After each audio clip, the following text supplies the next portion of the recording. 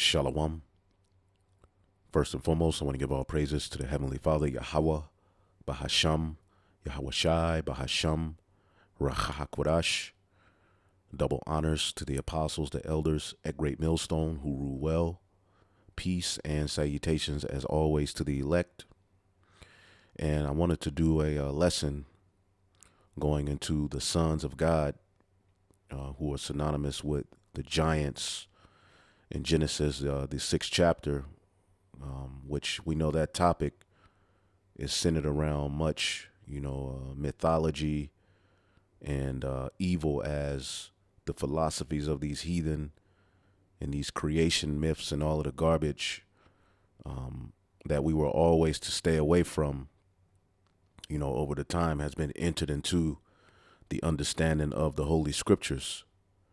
Okay, this is a comment from one of my latest news and prophecies, as in the days of Noah. And I went into the topic of the sons of God, as, the flood coming was centered around the behavior of the sons of God, which are Adam's descendants through Seth. And that's what we're going to pretty much break down today, because it's hard for a lot of you Israelites to break, the notion of these ancient myths of giant Nephilim, Annunaki, Greek gods, okay, angels, jumping down from heaven and coming down and having sex with women, okay, and all of that garbage that, many of us was studying, all right, before we got into this truth. And you have to wash and renew your mind from this garbage, because it has nothing to do with the Holy Scriptures. Now, this particular brother, I believe it's a brother here, Mitchie, left this message, okay, or this comment stating, just wondering, so if there were no Nephilim, what are all the bones that are being found all over the place of these giants? Okay, now, if you want to go into the study of giants, all right, that's on you. All right, now, what I will say is, before the flood, men were significantly bigger, all right, and of higher stature than us now. We're in a very, very low and weak state right now, as the earth is in a very destroyed state. As a matter of fact, let's get the book of 2nd Esdras, the 5th chapter, in the 52nd verse. All right, speaking of how the earth has waxed weak with age, and the earth is not billions and trillions of years old. Okay, but it says, say unto her, wherefore are unto they whom thou hast now brought forth like those that were before, but of less stature. All right, we're still men and women, we still have children, but we're of less stature. Okay, it says, and she shall answer thee, all right, that they that be born in the strength of youth are of one fashion, and they that are born in the time of age, when the womb felleth, are otherwise. Now, you can take that as the earth is likened unto the woman. Okay, you put seed in the earth. Okay, well, the womb is felling. Now, there's research that when women wait into their late 20s, 30s, 40s, and 50s to have children, all right, the children are more sickly, which I believe I'm a victim of that, as my mother had me when she was, late 30s, so I have a lot of ailments, okay? And that's a study. You can look that up on your own, but also, you can take the woman as the earth, and as the earth is waxing older, okay, they that are born in the time of age, when the womb felleth, are otherwise. We're not of that same stature that our forefathers were at the time of Adam, Seth, Noah. Okay. Remember, after the flood, eventually it will come to a point where we didn't live as long as we once lived. We started to pretty much wax weaker and weaker and weaker, all the way up to this point where the creation and the creature is groaning to be established back, all right, into that immortal, original state. So they that are born in the strength of youth are of one fashion. Okay, this is why in the ancient world they knew that women should have children, all right, around 12, 13, 14, all right, no later than 16, 17. Okay, that was how things were done back then, all right? And people may frown up at that, but, I didn't write history, okay? I'm just merely telling you how it was done. If you got a problem, take that up with the Lord, all right? I'm not the one who gives a woman, all right, her cycle at the age of 12, 13, and 14, which represents she's ready to bear children. Anyway, it says, consider thou therefore also how that ye, Ezra's, all right, at the time of the Persian Empire, all right, Babylon as well. When Babylon fell, we went back and rebuilt the temple.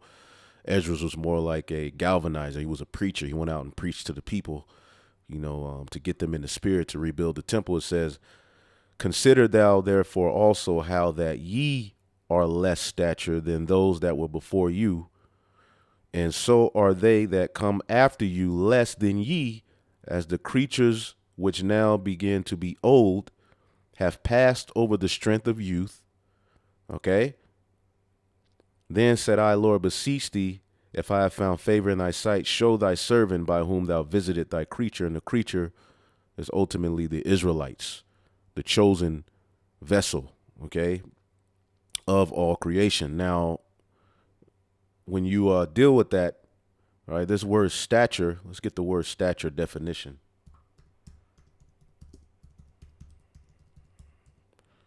So to deal with, a part of your question, okay, yes, we were bigger before the flood. All right, you have to think of the pressure that was upon the earth, before the flood. Okay, you would, I did a research on it.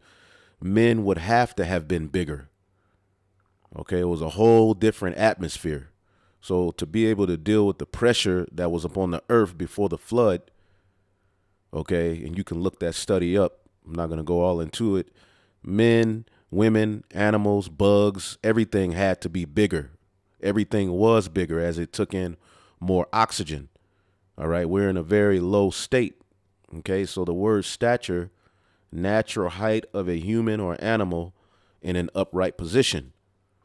Okay, so yeah, animals, the bugs, plants, grapes, apples, everything was bigger. But we're living in a time where, all right, the strength of the earth is failing ultimately through the rulership of these heathen, and things are waxing weaker. So we're of less stature than our forefathers. So going back to this question, all right, just wondering, so if there were no Nephilim, all right, now I'm not saying there were no Nephilim. I'm telling you, and we're telling you, brothers and sisters that are watching these videos, that the Nephilim, or the giants in the book of Genesis, the 6th chapter, are dealing with Adam's descendants through Seth, and that's what we're going to go through. Okay, what are all the bones that are being found all over the place of these giants? Now, if you want to study that, you can, but what we deal with here is the Holy Scriptures. So yes, men were bigger, okay, but what happens is a lot of Israelites try to bring in this creation myth and these great giants that were walking around the planet Earth, all right, who were half demon, half angel, half man, okay, which that makes no sense. Okay, half this, half that. No, you have men, okay, and then you have animals, then you have the rest of the creatures in creation. You can't mix any of those, although Esau tries to do these things in his lab, okay, and the heavenly bodies were never made to mix, all right, with these earthly bodies. So you can't take a body from the heavens, all right, and come down to the earth and mix and create a master race of demons that survived the flood. That is BS, and the scriptures are not dealing with that. Okay, that is all mythology of heathens that has gotten mixed in with the Holy Scriptures, all right, to create a whole bunch of pseudoscience and mythology that was never meant.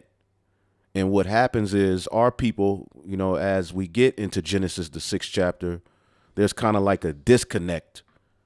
There's a disconnect to where you can't receive the truth of what this chapter is all about because you're so caught up in that mythology and knowing about giants and all of this stuff and angels coming down from heaven. All right. How does that help you, or how does that aid your understanding in this chapter? Okay. As the scriptures say, let's get that in the book of, let's see here. This is the book of Sirach, the 3rd chapter, in the 21st verse. It says, seek not out things that are too hard for thee, neither search things that are above thy strength. But what is commanded thee, think thereupon. Remember, we are Israelites and we have an origin story. Okay.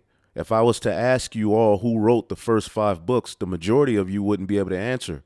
I remember dealing with a Jake who was trying to get all into these creation myths and all of this and that. And, the men were 5,000 feet tall at one point and this and that. But when I asked him basic questions about the Bible, he didn't know. So don't be one of these guys. Okay. But what is commanded thee, think thereupon with reverence, because a lot of you think the Bible in its purest form is boring. So you have to have these myths. You have to have these weird ancient philosophies to add to the Bible so that I don't know if it makes you feel more important or it makes you know. For it is not needful for thee to see with thine eyes the thing that are in secret. Be not curious in unnecessary matters. How tall were men in the ancient world before the flood? We can't give you in height. We can go into the Bible and show you that they were bigger. All right. But remember, when Moses received, these the first 5 books, let's get it real quick. We'll go right back here. 2nd Esdras, the 7th chapter, or the 14th chapter, Salakia. That's what I'm looking for. Give me 1 second here. I'll just go back here. 1 second. This computer is acting stupid.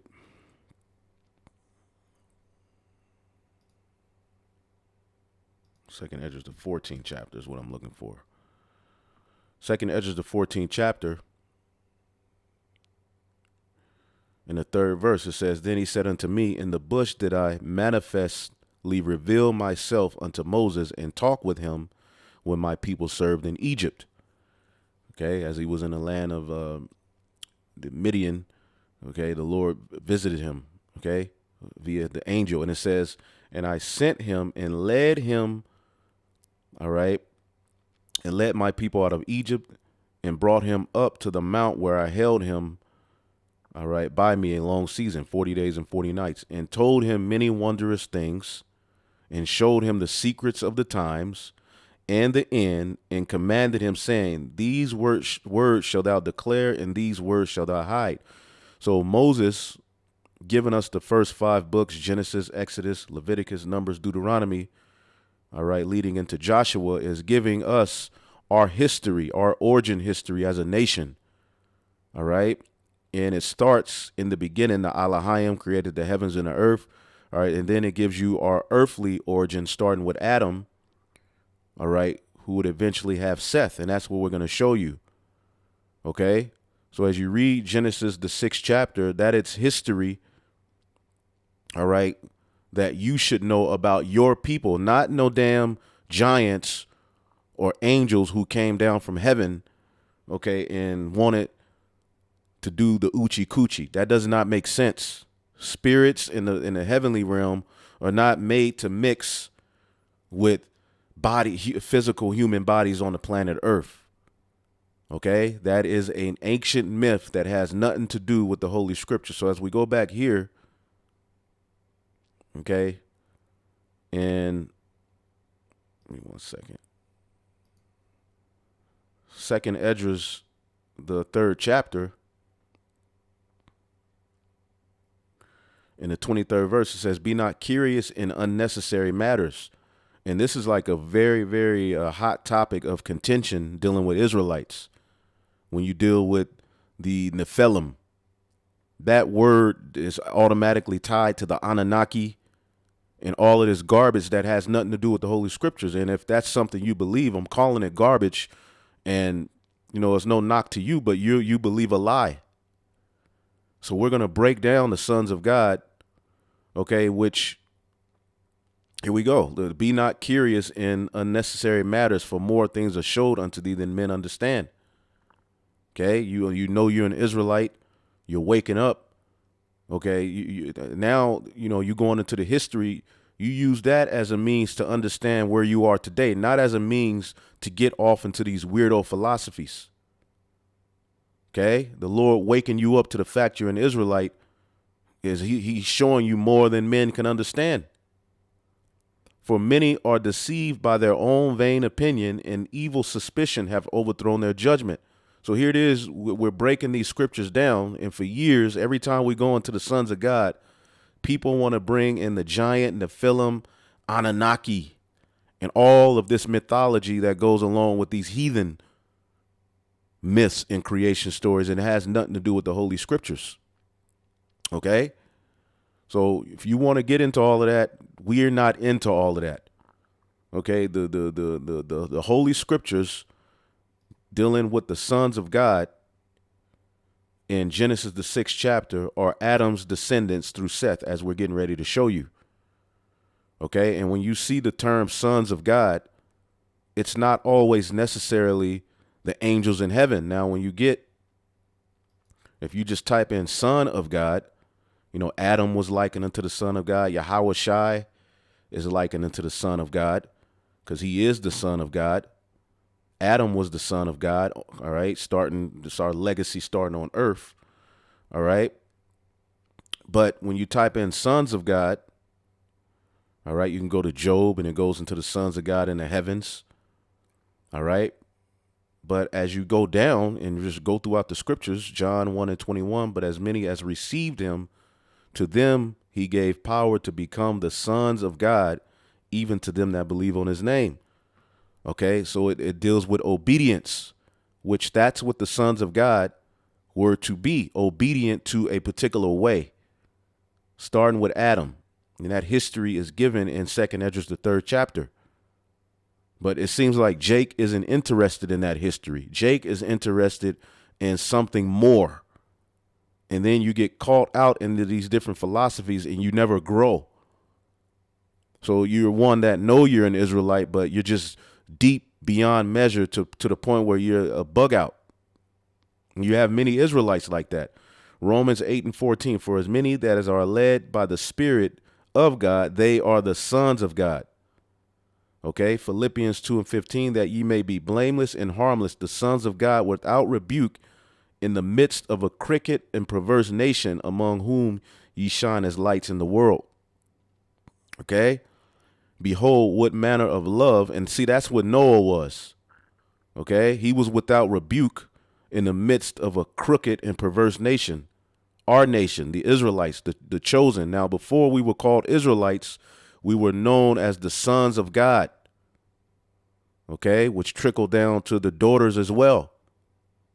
Okay. And we'll show you all of this in the Holy Scriptures, man, because we're going to keep pounding. All right. As you brothers and sisters that listen, this is one of my favorite topics. OK, 1 John 3:1. Behold, what manner of love the Father hath bestowed upon us, that we should be called the sons of God. See why? Because of our obedience. As a matter of fact, in the book of Hosea, the 1st chapter, gives you insight into what's happening here with the Israelites now, as we've been cast off. But now in these latter days, we're awakening back up. Okay, this is the book of Hosea 1:10. After we would be called a no people, after he would turn his back on us. Verse 10, yet the number of the children of Israel shall be as the sand of the sea, which cannot be measured nor numbered, which was promised to Abraham. All right. And Isaiah gives us insight that a remnant will return, and it shall come to pass that in that place where it was said unto them, ye are not my people, there shall it be said unto them, ye are the sons of the living God. So does this mean that this is speaking of actual angels?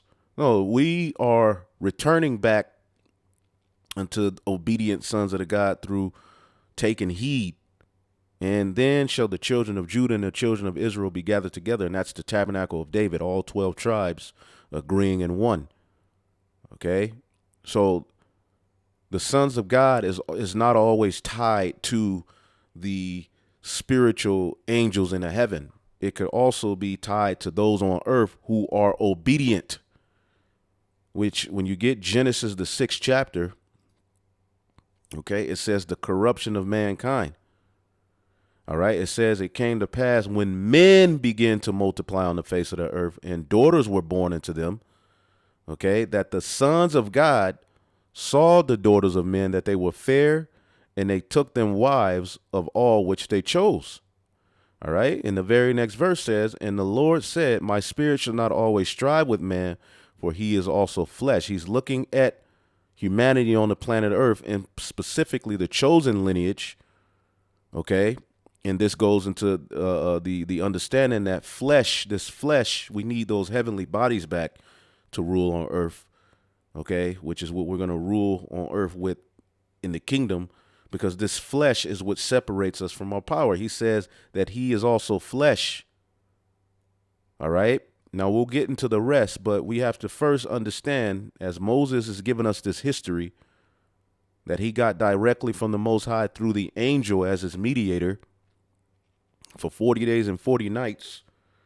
Okay, that's what the Torah is given unto us by the Most High via Moses.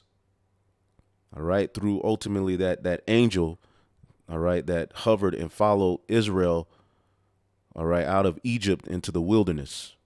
Okay, so when you go to Genesis 5, it says, this is the book of the generations of Adam. Okay, Moses is giving you the generations of people on the earth. Okay, in the day God created man, in the likeness God made he him, starting with Adam. Okay, he gave him order. Okay, there were other people on the planet Earth. Adam was the first to receive order.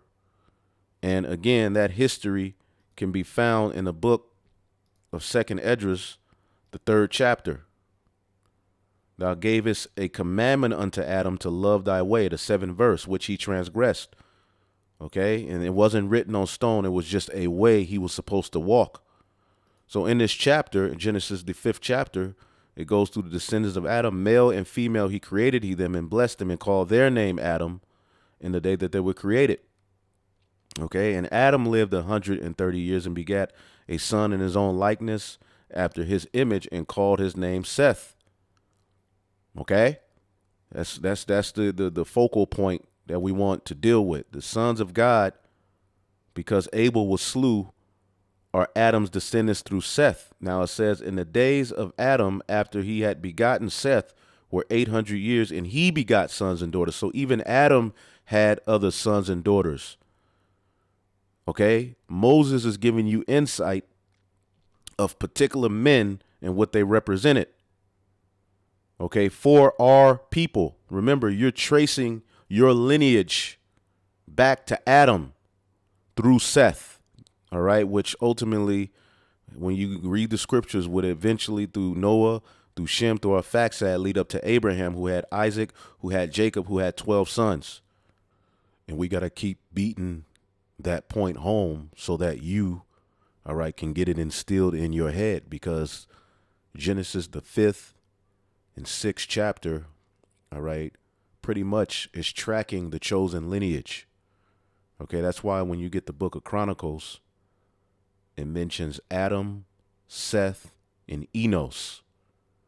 All right, and then eventually you have these names that would lead to ultimately Noah, who had Shem, the chosen, Ham, and Japheth, who survived the flood, which would lead to verse 18 in 1 Chronicles, and Arphaxad begot Selah, and Shelah begot Eber, which is where we get the term Hebrew.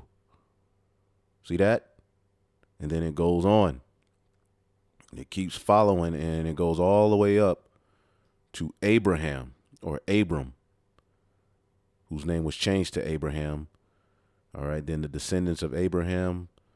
All right, Abraham had Isaac, Ishmael, and he had other sons. All right, but the chosen would go through Isaac, who had Jacob, man. Okay, so going back here to Genesis, the 5th chapter. Okay, note all of this lineage through Adam, through Seth. Okay, note it always says, all right, then you have Enos. And what happened at the time of Enos? Men began to call upon the name of the Lord. Okay, this is what you should be more worried about. All right, other than giants, man. That which is then is now. Where the hell are those giants? Where the hell are those half men, half lizard, half angel, half man creatures now? Oh, they run the world. They're behind closed doors. No, the Edomites run the world, and that's a nation of people. All right, whose lineage can be tracked in the Bible from a man land with a woman. Anyway, Seth lived around 105 years and begot Enos. And Seth lived after he begot Enos 800 years and 7 years, and he begot sons and daughters. See, all of these men had sons and daughters, and you don't know their names. All of these, and these are the lineage of Adam through Seth, the sons of God. They all had sons and daughters, so there was a lot of them multiplying in the planet Earth. Okay, and as you get all the way down, you get to Enoch, who we know was beamed up. He had Methuselah. These are notable names, but they all had sons and daughters, and the sons and daughters eventually would have sons and daughters. Okay, but the one thing, this lineage, that what separated this lineage from the other lineages on the planet Earth is that they were to be the ones that kept to the ways of righteousness and showed the heathen how to live. But because of disobedience, they fell. So remember, all of these men had sons and daughters. Okay? And then eventually you see Noah. He comes from that lineage. Okay? So all of these sons and daughters of these particular men you see being listed. All right. Notice you don't see any of the names of the mothers because our lineage, or all lineages, are tracked through the fathers. Okay. So you see Noah pop up here, and that leads us into Genesis, the 6th chapter. Okay. Here it is. Moses is giving you the lineage of Adam through Seth. He also gave you in chapter 4 the lineage of Adam through Cain. Okay, who was of that wicked one, just as Isaac had Jacob and Esau. Cain had Cain and Abel, and then eventually Seth. Okay, so you mean to tell me all of these descendants of the men we just read about who were having sons and daughters in Genesis, the 5th chapter, all of a sudden disappear, and the Lord, all right, used Moses to tell you about some damn fallen angels who came to the earth and slept with women? No, it's still speaking of that lineage. Okay, now we jump into chapter 6. And it came to pass when men began to multiply on the face of the earth, and daughters were born into them. All right, because all nations were multiplying, not just the chosen lineage, but the Bible tracks the chosen lineage, and it also tracks Cain's lineage. But there were other nations around as well. Okay. And we know Cain's lineage were wicked. Okay. It gives you their lineage in Genesis, the 4th chapter. They were there as well, having sons and daughters. And what happens when Israel gets mingled among wicked? They start to take on their customs. So it came to pass when men began to multiply on the face of the earth, that and daughters were born unto them. The sons of God saw the daughters of men, all right, the heathen nations, that they were fair, okay, and they took them wives of all which they chose. Let's read this in the NLT. Okay.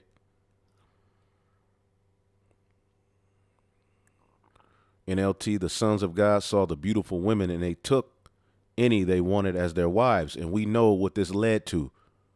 Jake making actual marriages with heathen, taking on their customs, and total confusion and chaos follows.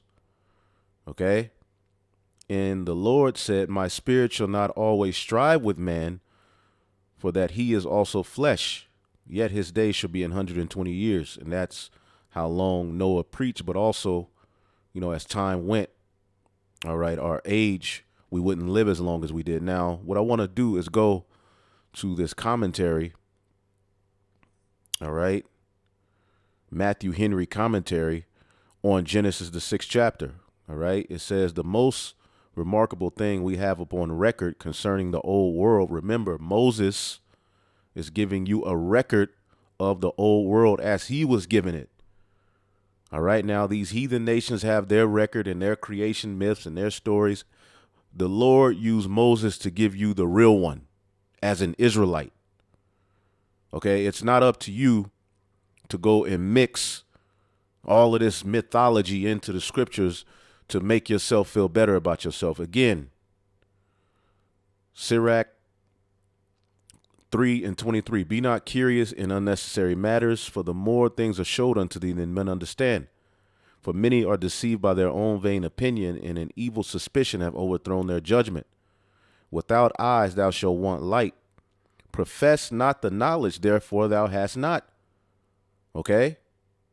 And that's what you all are doing, trying to add in this garbage of 5,000-foot men, and they found the bones. Look, Esau can say any goddamn thing. Now, of course, like we showed you, men were bigger. Okay? A stubborn heart shall fare evil at the last, and he that loveth danger shall perish therein. And y'all living at a time where the Lord is getting ready to bring judgment. He's sending his prophets to give you the understanding, but you still want to stick to that madness. Now, that particular brother who left the comment, okay, you may be sincere, so this is no slight to you, but we just coming how we come. All right, we gotta bring it straight forward. So Genesis 6, this is Matthew Henry, a so-called Bible scholar, which they get some things right and they get some things wrong. Okay, now let's read what they say. Now, historically, they be on point with the history, but when it comes to prophecies and everything else, they usually go left. But it says the most remarkable thing we have upon record concerning the old world is the destruction of it by universal, all right, deluge, which was the flood, and the account of which commences in this chapter wherein we have it. All right, the abounding wicked iniquity of that wicked world. All right. And he's just going into, what was going on. It says, lastly, Noah's obedience to the instructions given unto him, which had been passed down from Adam through Seth. But eventually, as we got amongst these heathen, we started to do wickedness, man. Okay? And this concerning the old world is written for our admonition. Whose admonition? The chosen lineage. That's what you're supposed to be reading these stories to understand where you went wrong, not to try to figure out, all right, if men were 9,000 feet tall and getting into Esau's garbage, man, and the garbage of those ancient Sumerians. Okay? This is what we're here to warn you, man. This is deadly serious. Now, he's saying "are" because they think the Bible is this universal book for all nations. No, the Bible is history, prophecy. Okay, it gives you a creation story. Okay, and everything else concerning the chosen lineage from Adam through Seth. Okay, now the heathen nations have their stories and creation myths, which some of the history is accurate, but it's not according, all right, to the chosen lineage. They give their perspectives, and what Jake does is you go into those things, which many of those things are in the book of Enoch and Jasher and a bunch of other garbage, okay, which, again, we do have writings that ultimately are not in the Bible, okay, We understand that. We teach and know that. Again, we just read that there were particular things Moses didn't record for us to have.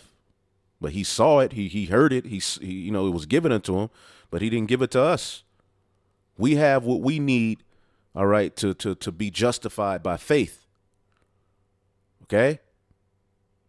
So Noah's obedience during a time of the sons of God, which we read about, doing wickedness is what you need to be worried about. And you got to try to be in that spirit now, because Noah is likened unto the remnant. Okay? Let's get that in the book of Sirach, the 44th chapter. We'll get into the stories. Just want to, hey, you know how I do it. Just laying things out. Because every year is like we get these questions. Now I know and understand some are just now tuning in, and we just got to go over it again. It's just repetition. All right, Sirach 44 and 17. All right, it went to Enoch, which he was of the lineage of the sons of God. When we read Genesis, the 5th chapter. All right, remember there was also an Enoch in Cain's lineage. That's not the same as the Enoch, okay, in Seth's lineage, going back to Adam. It says, Noah was found perfect and righteous, and in the time of wrath he was taken for an exchange for the world. Therefore he was left as a remnant unto the earth when the flood came. And we want to be in that stead. That's what the remnant represents.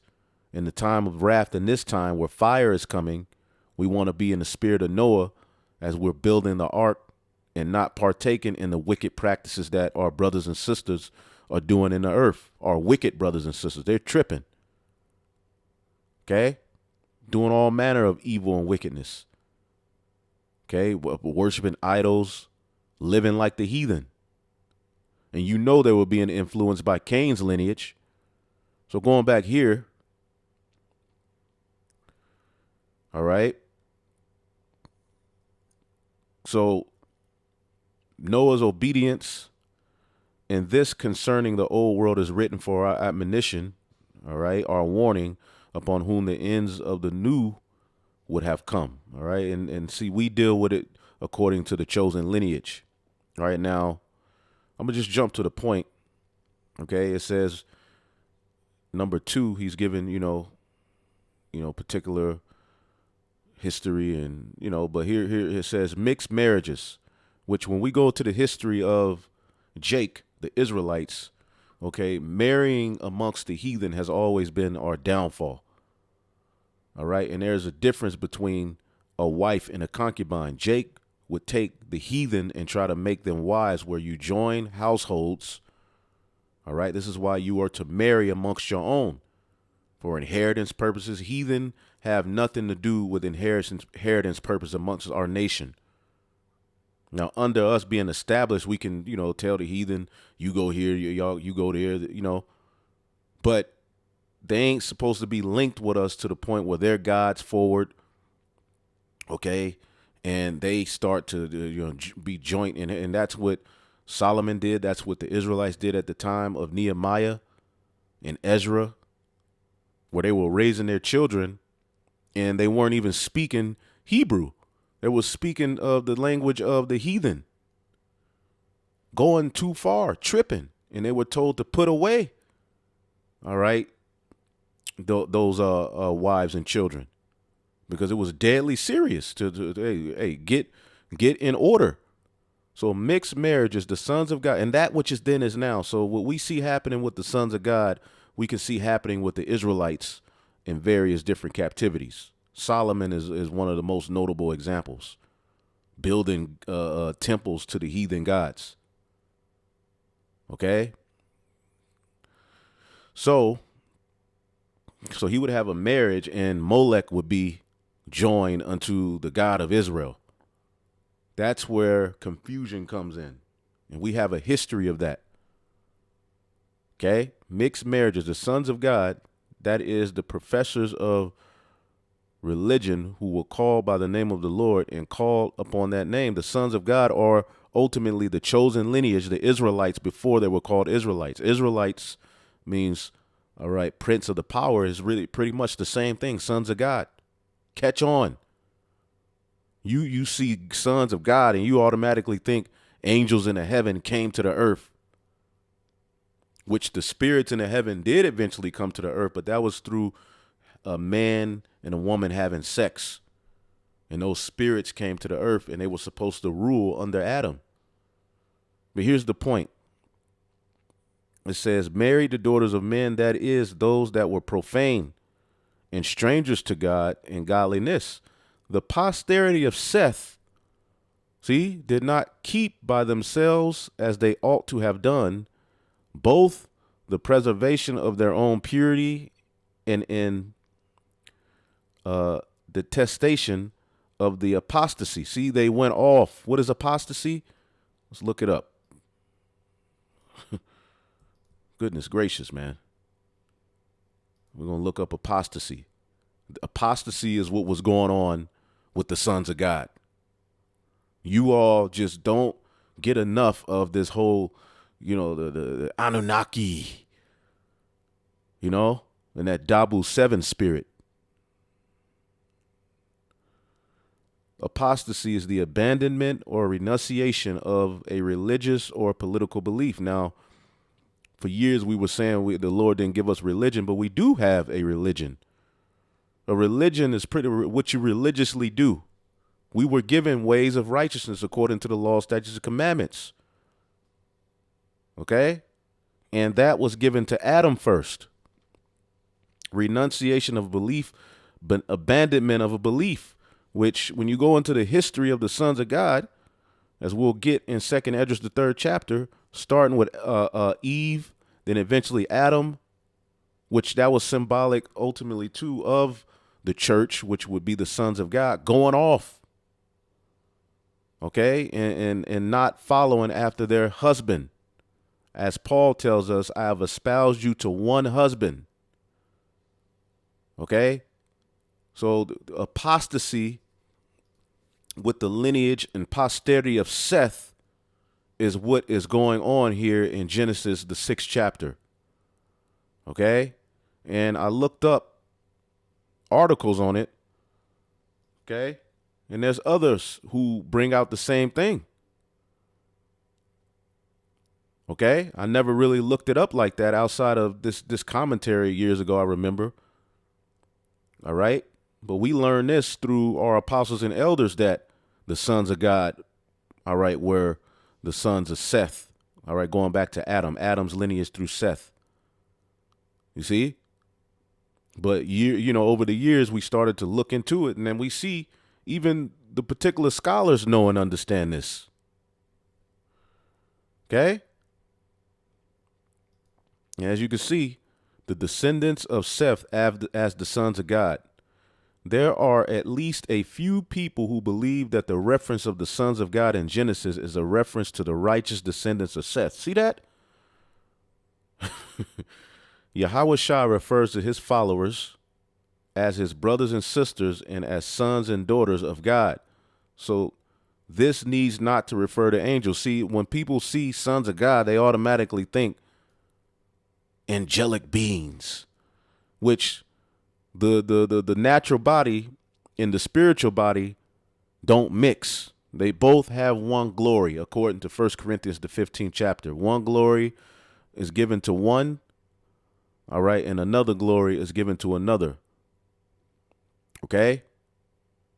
Now, when we get into the kingdom, we will have extraterrestrial bodies, all right, heavenly bodies that are made to dwell on earth. Okay? And as the scriptures say, we know not what we shall be. All right. It said these people having to have kept the commandments of God, which again, what was given unto Adam? 2nd Esdras 3:7. And unto him thou gavest a commandment to love thy way, which he transgressed, and immediately thou appointest death in him and in his generations, of whom came nations, tribes, people, and kindreds out of number. And everyone walked after their own will and did wonderful things and despised thy commandments. And again, in the process of time, thou broughtest the flood upon those that dwelt in the world and destroyed them. You see, it's simple.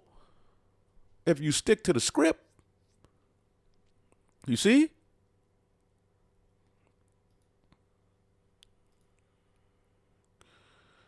These people having kept to the commandments of God, having abstained from the wantonness of lust of the descendants of Cain. See, that's another thing. People don't understand the descendants of Cain, which was the wicked one. They were the Edomites of their time. So what you see Esau doing now, Cain and his lineage were doing back then. And you can go into the Josephus and different history books, and it breaks it down. Cain was called the wicked one. Okay? They were there. You can keep reading this. All right? But I just found this article today, and he's going into it. Okay? And most people, all right, most people, just like we were told not to mix with the Canaanites and the heathen, make marriages amongst them. See, that's what was happening here in Genesis, the 6th chapter. The same thing you see happening. Let's get Psalms 106.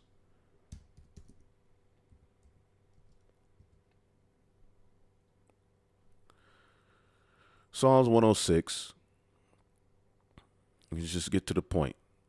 In 35. But were mingled among the heathen, and learned their works, and served their idols, which were a snare unto them. And they sacrificed their sons and their daughters unto devils, and shed innocent blood, even the blood of their sons and daughters, whom they sacrificed unto the idols of Canaan. Remember, we were told not to deal with those Canaanites. Okay, so that which is then is now. Comprende? Okay, Jake been doing this. We ain't new to this. We true to this. This is why the remnant are here in the earth, to break the cycle of disobedience. Okay? So, let's go back to Genesis 6. And I had another article as well. All right, the sons of God or sons of Seth, an examination of the Nephilim, which people, that Nephilim thing, boy, you just know it's a blue giant. Okay, with a tattoo. It's just weirdo stuff, man. No, man. Okay? And at some point, there's particular things you just got to understand. The Lord will show us all of that once we get to the point where we're back right at one with our power. Then you'll know how tall men were, and,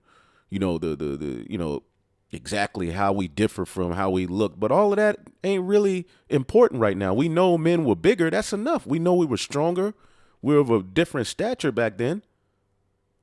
But when you start to add all of this weirdo stuff, then you become weird. And there's a lot of weird ass Israelites looking out the corner of their eyes, okay, trying to get into the Bible, man. One of the most misunderstood, ignored, interpreted, confusing, difficult, unbelievable, and just weird biblical facts is the story of Genesis and the sons of God. Okay, and I'm not going to even read anymore because I'm breaking it down. But damn, it is. And you still got Israelites that are, oh no, man. So we're going to go back, Genesis 6:1, and it came to pass when men began to multiply on the face of the earth, and daughters were born unto them, all of these nations, and amongst them nations you had the chosen lineage. All right, as the scriptures say, of Adam come all nations and the people whom thou hast chosen. Okay, I believe that's in 2nd Esdras, the 3rd chapter. Okay, let's see here.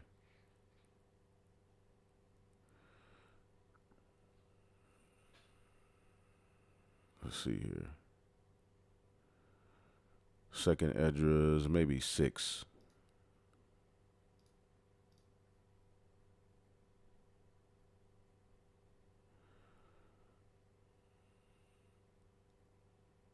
Second Esdras chapter 6 and 54. And after these, Adam also, whom thou madest Lord of all thy creatures, of him come we all, and the people whom thou hast chosen.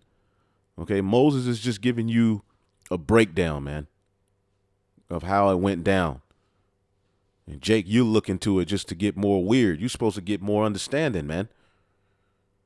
That's what this is given unto you for. And the Bible is written in parabolic form and in symbols, okay? Because we're a spiritual people. We're supposed to catch on. But soon as Jake see the Son of God and giants, they lose all understanding, and that's the focus of this chapter. And the sons of God saw the daughters of men, that they were fair, and they took them wives of all which they chose. All right, they were mingled among the heathen and start marrying amongst them, and we know the rest is history. Okay, Solomon is a great example of what we were doing, tripping.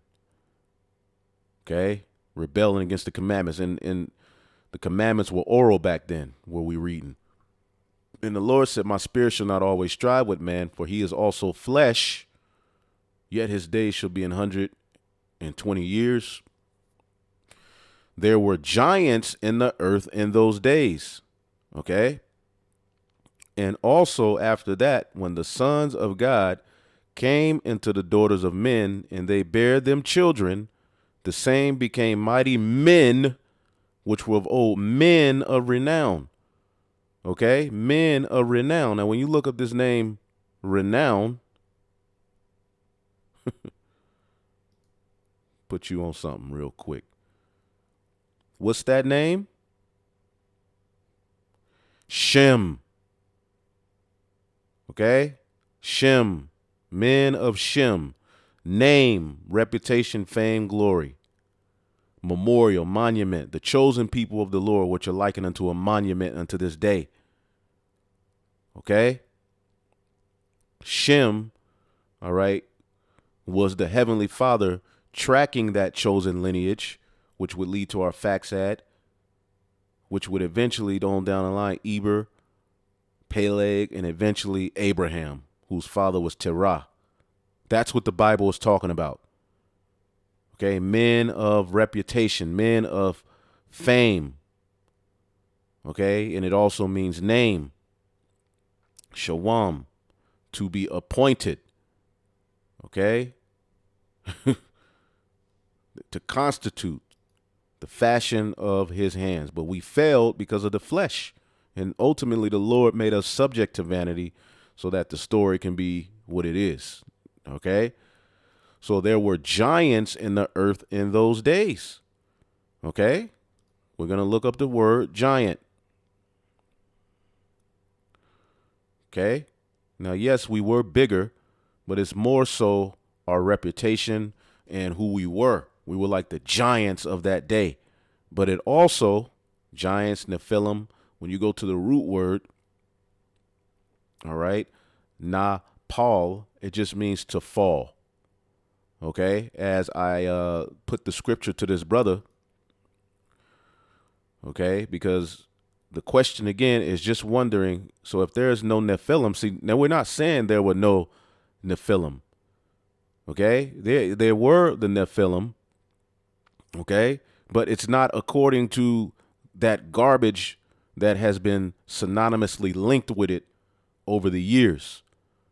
Just wondering, so if there's no Nephilim, which Nephilim is this word. That word, all right, comes from what we're reading here, Nepal. Nepal, all right, to fall, to be inferior to. We chose inferior ways. We fell away from the righteous way. And the scripture I left, all right, here's my answer. Men were bigger before the flood. But the Nephilim in Genesis 6 are talking about the descendants of Adam through Seth who fell away. If you want to get into the study of giants, then you can do that. That's on you. All right. But we stick to the scriptures, and here's the history. And I posted, all right, second Esdras from the NSV, and we're going to read that as well. But here's another scripture I gave him, second Esdras 7:48. O thou Adam, what hast thou done? For though it was thou that sinned, thou art not fallen alone, but we all that come of thee. See, we all that come of thee is tracked in the Holy Scriptures through Seth, because Abel was slew. Okay, that's how the sons of God are tracked, through Seth, Okay, and eventually through Noah, who had Shem. Okay, which is of that lineage. If you put the pieces together. Okay, so to fall a violent death, which we always bring this out. Okay, to waste away, to be inferior. All right, as the scriptures say, there will be a falling away. We fell in this time, right? But we're wakening up. Okay, and it was due to our rebelliousness. And that same word, as we always bring out, we must bring it out again, is used, okay? And to give you the good, a better understanding, all you have to do is go to Psalms 82, all right? And what he says to the chosen men. Psalms 82:6, I have said ye are gods, and all of you are the children of the Most High, but ye shall die like men and fall like one of the princes. Fall like one of the princes. Okay, so the Lord made us to be immortal, but due to our rebelliousness, we eventually pined away, and we are now in this estate, a low estate. But that word fall like one of the princes, we were gods, and we still are, but we have to go through this This fall, Nepal, okay, to be inferior, to be overthrown, to fall, okay. And there you go. That's what happened. The sons of God fell away.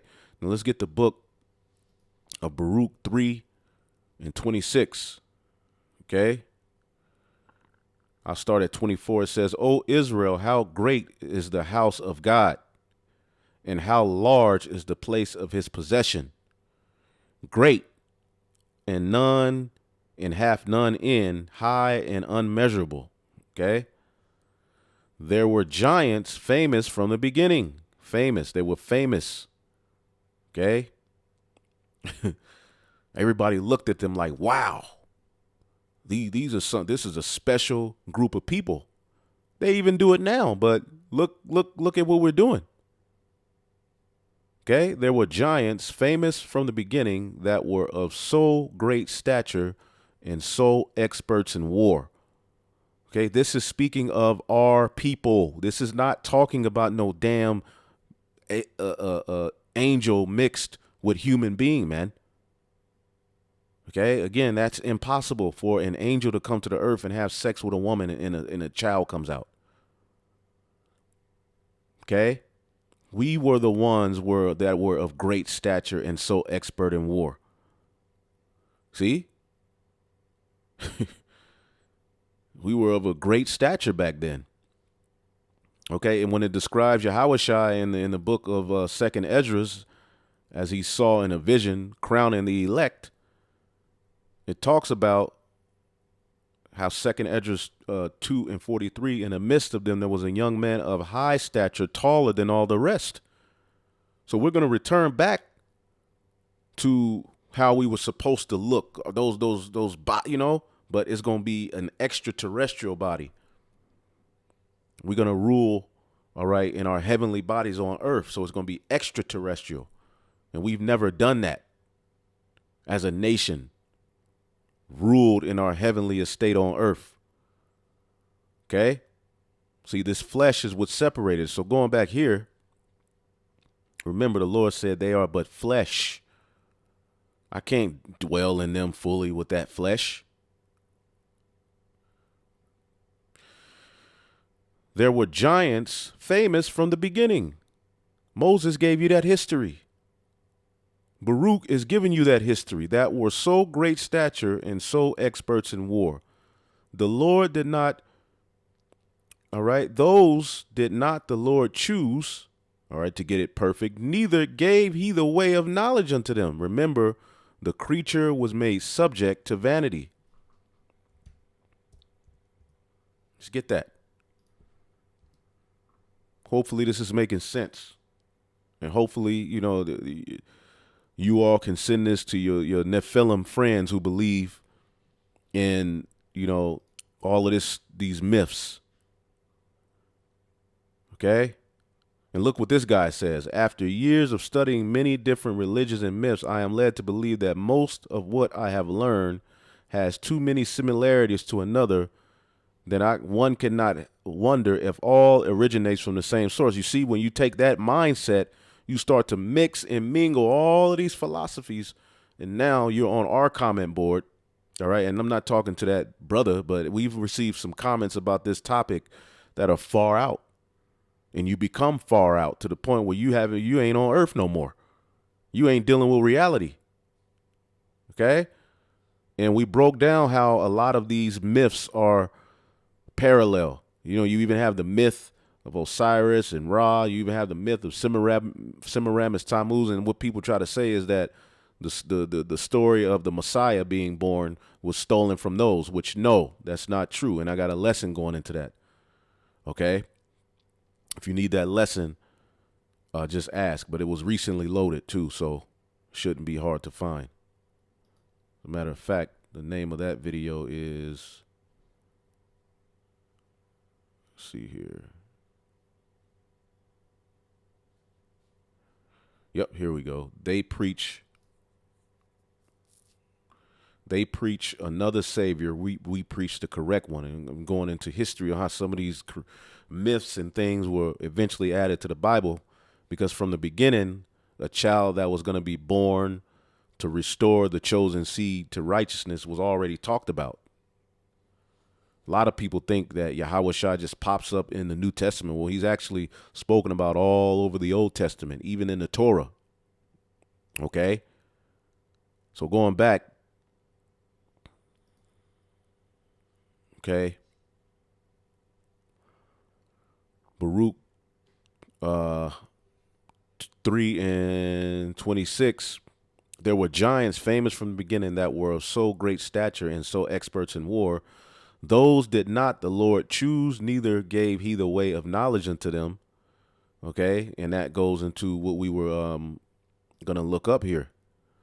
Romans 8:20, for the creature, all right, which people, when they think creature, they just think the creature just means a living being. Okay, the chosen creature comes from Adam through Seth, which would eventually lead to the Israelites being established, 12 tribes. For the creature was made subject to vanity, not willingly, but by reason of him who have subjected the same in hope.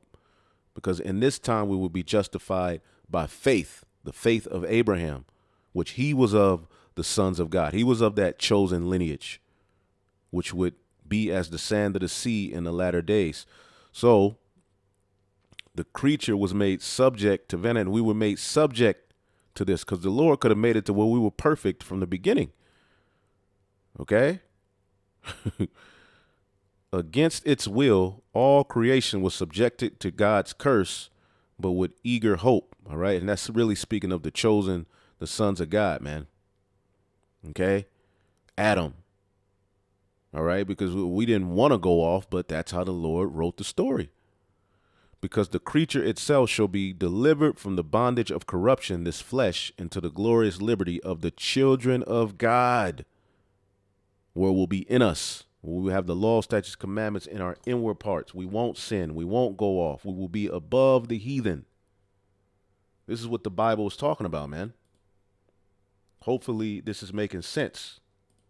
Okay? Give me 1 second here. Oh, Edomites are through. He ain't got it, boy. All right.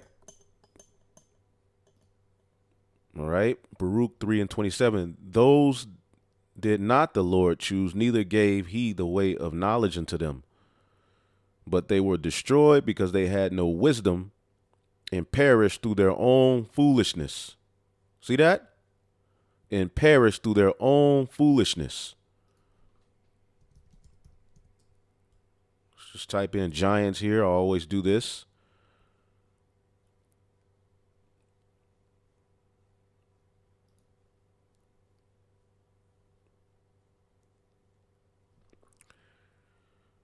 Let's get this. Ecclesiastes 6:6, and the congregation of the ungodly shall be a fire be kindled, in a rebellious nation, wrath is set on fire. And that's what's coming to the 2/3. He was not pacified towards the old giants who fell away. Nephilim, that's what Nephilim means. So you ask the average person who's bringing this Nephilim stuff out what Nephilim means, and ask them basic history, they never know. Who fell away in the strength of their foolishness. Neither he spared the place where Lot sojourned. And there was Lot was one of the sons of God. See, a lot of people get it twisted. All right. Those were descendants of Adam through Seth as well. Lot is a part of that. All right. But Abram is ultimately the chosen one who the Lord used as a figurehead to restore us not only to the land, but back to the Heavenly Father through faith. Very important, man. So the old giants fell away in the strength of their foolishness, man. Okay? A foolish nation. As a matter of fact, okay, we ourselves are likened unto a foolish nation through our acts in particular points in history. So it should be very easy once linking the story together that the sons of God ultimately just went off, man. Okay?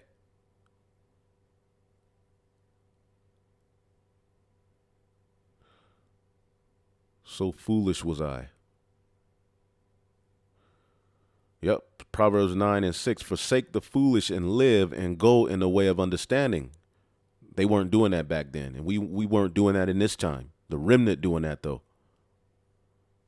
Okay? I mean, there's various scriptures. Jeremiah 5:21. Hear now this, O foolish people, and without understanding, which have eyes and see not, which have ears and hear not. Jeremiah 10:8. But they are altogether brutish and foolish. All right. The stock is as a doctrine of vanities. That's what our people have took on. The doctrine of vanities. Okay. Even in the New Testament. In Rome, what were we doing? Because that when they knew God, they glorify him not as God, neither were thankful, but became vain in their imaginations, and their foolish heart was darkened into the abyss. Like Dabu 7. Y'all better stop listening to that garbage. Y'all got to learn how to pick out the meat and leave the bones where they are, man. Romans 2:20, instructor of the foolish. That's the Gentiles that were coming out of that idol worship. God have chosen the foolish things of the world because ultimately the foolish ones would have faith, man. So the old giants who fell away in the strength of their foolishness are your forefathers and foremothers who were doing wickedness. Point blank, period, man. And we go finish it off in the book of 2 Esdras, the 3rd chapter. All right, and this is Wisdom of Solomon 14, which this chapter deals with what? You know, the idols. Okay, Wisdom of Solomon 14:5. Nevertheless, thou wouldest not that the works of thy wisdom should be idle, and therefore do men commit their lives unto a small piece of wood, and passing the rough sea in a weak vessel are saved. All right, that's Noah and them. Okay, why did the flood come? For in the old time also, when the proud giants perished, all right, the hope of the world governed by the hand escaped in a weak vessel, left to all ages a seed of generation. And ultimately that would be through Noah. But the proud giants, okay, when you read it, pretty much verse 11, therefore even upon the idols of the Gentiles shall there be a visitation, because in the creature of God they are become an abomination and stumbling block to the souls of men, and a snare to the feet of the unwise. For the devising of idols was the beginning of spiritual fornication, and the invention of them the corruption of life. You see, we were corrupted by these idols and by these various different practices, which is why when we got amongst these heathen, the Lord would always make it a point to say, look, Let's get it. What did he say?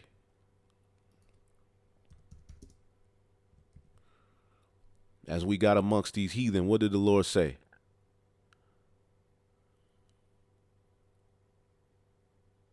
Deuteronomy 12 and 21. When the Lord thy God shall cut off the nations from before thee, whither thou goest to possess them, and thou succeedest them, and dwellest in their land, which it was our land from the beginning. Remember, Melchizedek was the king of Salem, Jerusalem. All right, even though we had heathen ruling there, that land belongs to him, and we're going to be joint heirs with him in returning to that land. Okay? Take heed to thyself that thou be not snared by following after them, after that they be destroyed from before thee, and that thou inquire not after their gods, saying, how did these nations serve their gods? Even so will I do likewise. And this is what happened when Jake took on the knowledge of evil, ate of that fruit and philosophy that led to us falling, man. Thou shalt not do unto the Lord thy God. For every abomination of Yahweh, which he hated, have they done unto their God. So if you're calling on Jesus Christ, if you're mixing all of these idols and different philosophies into the scriptures, you're going off. Okay? You got to stick to the script. Okay? You got to stick to the script, man. Okay? So we're going to end it. Okay? And we're going to read this out of the RSV version of the Apocrypha. Okay? I'll start at 2nd Esdras 3 and 30. This is Ezra, our forefather. Okay? Of the tribe of Levi. Okay? At the time the Babylonians, destroyed the temple. All right, he was used as one of the ones who went out and preached to the people as eventually we were given a decree to go back and rebuild the temple. Okay. It said, my spirit was greatly agitated, and I began to speak ancient words to the Most High and said, O sovereign Lord, all right, didst thou not speak at the beginning when thou didst form the earth, and that without help? Okay. And didst command the dust, all right, and it gave thee Adam a lifeless body, all right, because at one point Adam didn't have the understanding. At one point, all right, because Adam had a mother and a father, he tells you that himself, all right, that when he got Eve, man shall cleave to his wife and leave his mother and father, or father and mother, all right, but there was one point before the breath of life was breathed into Adam, okay, that he was just, all right, living. He was alive, but he wasn't living, if you get what I'm saying. To live is to truly have the knowledge, wisdom, and understanding. Okay, it says, yet he was the workmanship of thine hands, okay, and thou didst create and breathe unto him the breath of life, which is the understanding. He gave him instruction. He gave him the laws. And he was made alive in thy presence. See, he was living, okay, but he was made alive once he got that understanding. And thou didst lead him into the garden which thy right hand had planted before the earth ever appeared. All right, because we were made to rule on the earth. Okay. And it says, and thou didst lay upon him one commandment of thine, but he transgressed it, and immediately thou appointest death in him and for his descendants. Okay. Now, of course, humanity fell, but the Bible is tracking the chosen lineage. Okay. The creature in whom he gave the laws. Okay. Starting with him. And then it was Abel who was slew, then Seth, then who had Enos, and then began men to call upon the name of the Lord. Okay. From him there sprang nations and tribes and people and clans without number. Okay.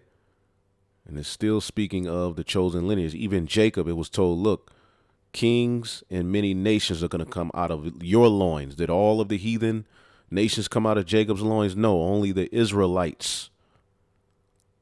Okay? And it says, and every nation walked after its own will and did ungodly things before thee and scorned thee, and thou didst not hinder them. All right? The creature was made subject to vanity. But again, in its time, thou didst bring the flood upon the inhabitants of the world and destroyed them. And the same fate befell them as death came upon Adam, so the flood upon them. But thou didst leave one of them, okay, them, Noah with his household, and all righteous who have descended from him. Okay, Noah was of that lineage.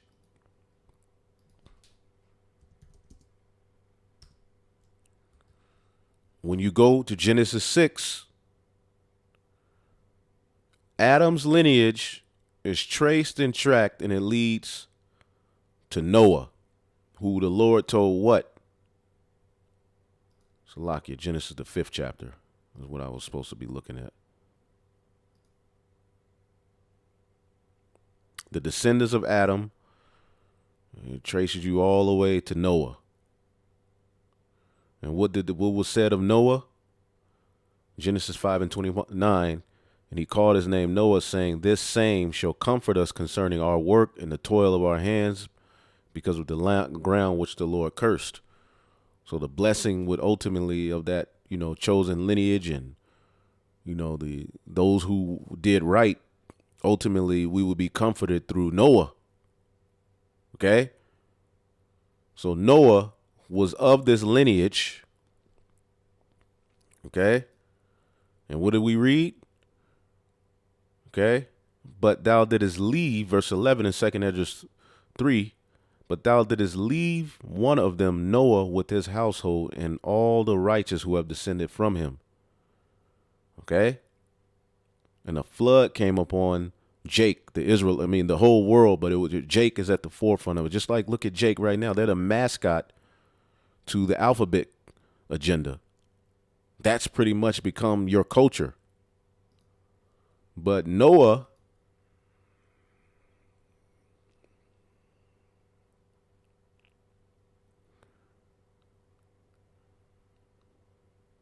Genesis 6 and 9, these are the generations of Noah. Noah was a just man and perfect in his generations, and Noah walked with the Most High.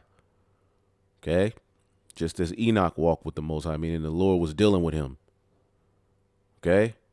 So all the corruption that was going on, okay, Noah of his family, okay, Genesis 7 and 1, and God said unto Noah, Yahweh said unto Noah, come thou and all thy house into the ark, for in thee have I seen righteous before me in this generation. Heavy. All right. So